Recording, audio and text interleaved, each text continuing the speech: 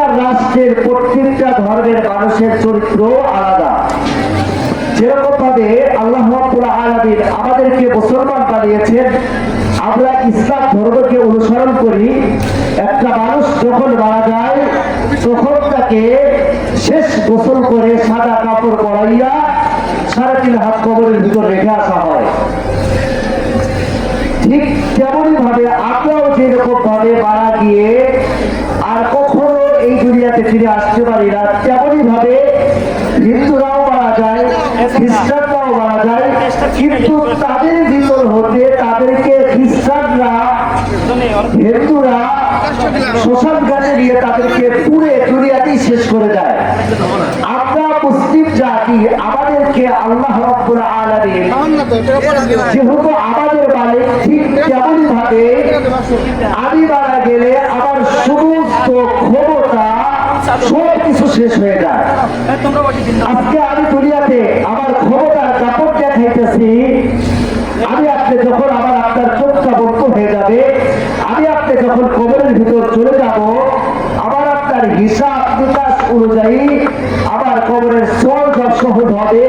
আর আমি আপনার কবরের আযাবটা যদি আমি দুনিয়ার ভিতর আল্লাহকে রাজি খুশি করার উদ্দেশ্যে কোনো কাজ করে থাকি, আর আল্লাহকে যদি রাজি খুশি করাইতে পারি, আর আমি আপনি এই দুনিয়াতে যেই ক্ষমতা দেখাইলাম লোকদেরকে রাজি খুশি করার উদ্দেশ্য নয়, বরং আল্লাহকে রাজি খুশি করার উদ্দেশ্যে, তাইলে আমি আপনি যখন কবরের ভিতরে চলে যাব, আমি আপনি দুনিয়াতে যেই ক্ষমতা দেখাইলাম এই ক্ষমতাও সার্থক।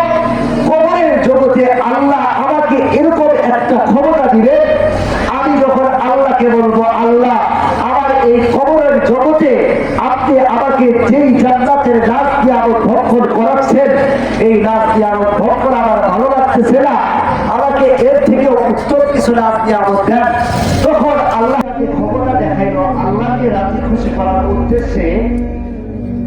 আল্লাহকে রাজি খুশি করে আমি আল্লাহকে রাজি খুশি করানোর জন্য ক্ষমতা দেখাইলাম।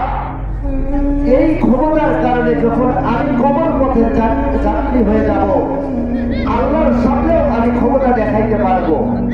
আর এই বর্তমান যুগে আমি আপনি যেই ক্ষমতা দেখাচ্ছি জেনারেশনকে দিয়ে, নবীকে কুরুক্তি করে আর ওলামাকে লাঞ্ছিত করে আমি আপনি যেই ক্ষমতা দেখাইলাম, আমার আপনার যখন চক্ষুটা বন্ধ হয়ে যাবে, আল্লাহকে তো দূরেই থাকলো, আমি আপনি কবরের ভিতর রেখে আসা মাত্র লোককে যেরকম ভাবে ঘৃণা করেছে, ফেরাউনকে কবর পর্যন্ত যাওয়া তার সে ভাগ্য হয় নাই, ঠিক তেমনই ভাবে আমি আপনি এই দুনিয়াতে যে ক্ষমতা দেখাইলাম, যেই লোকদেরকে অহংকার করলাম, আমার ছোট ভাইকে অহংকার করলাম, আমার বাবাকে লাঠি মেরে বৃদ্ধাশ্রমে রেখে আসলাম, আমি আমার ছোট ভাইদেরকে দেখতে পারি না, আমি আমার সমাজের নিচু পর্যায়ের লোকদেরকে ঘৃণা করি, আমি তাদেরকে চিনি না, সাহায্য বলতে কি জিনিস আমি তাও জানি না, কাউকে আমি সাহায্য করি না।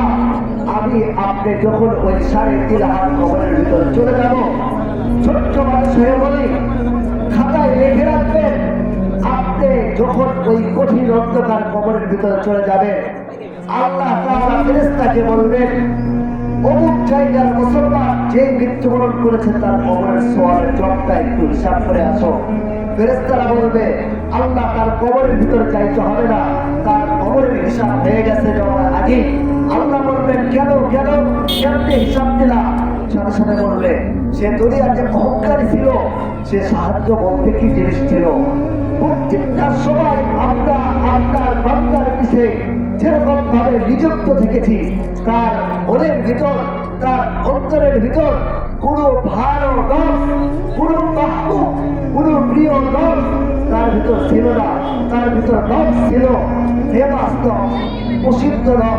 তার জড়িয়াতে, তার জড়িয়াতে চিন্তা, তাকে নিজেকে কিভাবে প্রসারিত, নিজের অহংকার, নিজের যেই কয়েক টাকা গরিবদের জন্য খরচ করলাম, এটা মানুষের সামনে তুলে ধরা, এটাই তার ছিল উচিত শিক্ষা ছিল।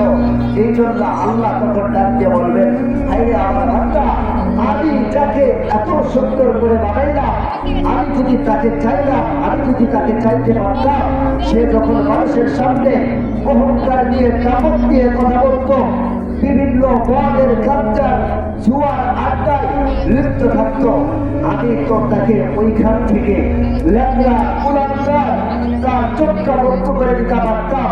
যে বুক দিয়ে কথা বলি সেই বুকটাও বন্ধ করে দিতে পারতাম।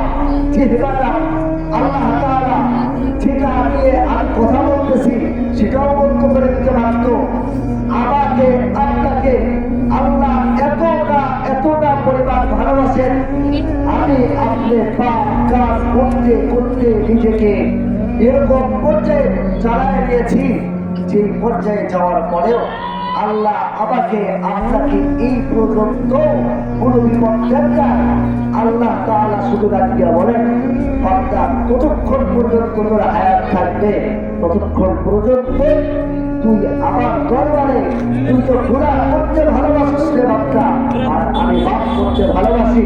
হায় রে ভাই, আমি আপনি যেই দুনিয়াতে বসবাস করতেছি, এই দুনিয়াটা এরকম স্বার্থপর, আমি আপনি মারা যাওয়ার পর আপনার চক্ষু শুনতে সাক্ষী দিবে যে আল্লাহ এই চোখ দিয়ে অমুক জিনা করেছে, এই মুখ দিয়ে অমুক খারাপ ভাষা উচ্চারণ করেছে, এই হাত দিয়ে অমুকের জিনিস আত্মসাৎ করেছে, এই পা দিয়ে অমুকের জিনিস আত্মসাৎ করেছে, যেটাকে তুমি হারাম উচ্চারণ করে দিয়েছ সেটা আমি খেয়েছি।